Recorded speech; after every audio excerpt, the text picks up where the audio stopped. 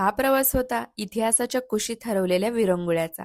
निघालो तो उन्हात होतो, पण डोंगरातील पाऊस आणि धुक्याने स्वर्ग समान क्षण दिला. नमस्कार, मी शीतल आणि आज आपण निघालो आहोत तिकोना गडावर. पाय वाटेवरून जाताना एक रस्ता भेटला, खडक फोडून तयार झालेला. जणू काळालाच दुभंगत चाललो होतो. सभोवती निसर्गाची गूढ शांतता, पावसाचे थेंब आणि मनात चढणारा इतिहासाचा ठाव. हा रस्ता होता वेगळाच. थंड हवा अंगाला खेळून पुढे जात आहे. तसंच आम्ही पण पुढे गेलो. बाहेर पडताच पवना नदीचा सुंदर व्ह्यू नजरेस पडला.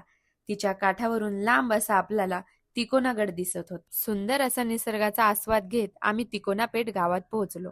तिकोना पेठ हे गाव तिकोनाच्या पायथ्याशी आहे.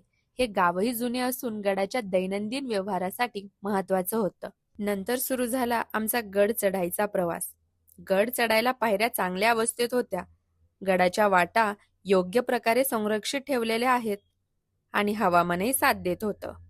त्रिकोणासारखा हा किल्ला स्वराज्याच्या संरक्षणासाठी बांधलेला एक बलाढ्य किल्ला, जिथे प्रत्येक पायरी इतिहासाची कहाणी सांगते. तिकोनागड हा 3,500 फूट उंचीवर आहे आणि चढाईच्या तुलनेत सोपा मानला जातो. या गडाच्या सर्वोच्च टोकावरून मावळाचा संपूर्ण परिसर दिसतो. शिवकालात या ठिकाणावरून पवना खोऱ्यातील हालचालींवर लक्ष ठेवण्यात येत असे, म्हणून तिकोना गडाची सैनिकदृष्ट्या फार मोठी भूमिका होती. गडाचा पहिला दरवाजा अजूनही ठाम उभा आहे, जणू महाराजांची साक्ष देतोय. पायऱ्या त्या काळच्या काटेकोर रचनेच्या साक्षीदार. वरून दिसणारा मावळ प्रदेश, डोंगरदऱ्या, हिरवे जंगल आणि स्वराज्याचा ध्यास. हे बुरुज आहेत त्या तडफदार मावळ्यांचे, ज्यांनी प्राण गमावूनही गड सोडला नाही. वरती आहे एक जुने मारुती मंदिर. तेथे वारा मंत्र म्हणतो आणि त्या वास्तूतील प्रत्येक दगड इतिहासाची साक्ष देतो. गडावर अजूनही आहेत पाण्याची टाकं आणि जुन्या काळात चुना बनवण्यासाठी असलेला घाणा. या सर्वांमुळे आजही गड जिवंत वाटतो. आणि शेवटी धुक्यात हरवलेलं महादेव मंदिर.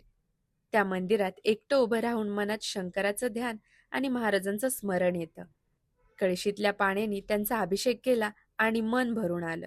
तिकोना फोर्ट केवळ एक ट्रेक नव्हता, तो होता इतिहासाशी संवाद, स्वराज्याशी नातं आणि निसर्गाशी आत्म्याचा संगम. एका गडावरची ही छोटीशी कहाणी इथंच संपते, पण प्रवास मात्र अजून सुरूच आहे. भेटूयात पुढच्या अध्यायात. हर हर महादेव.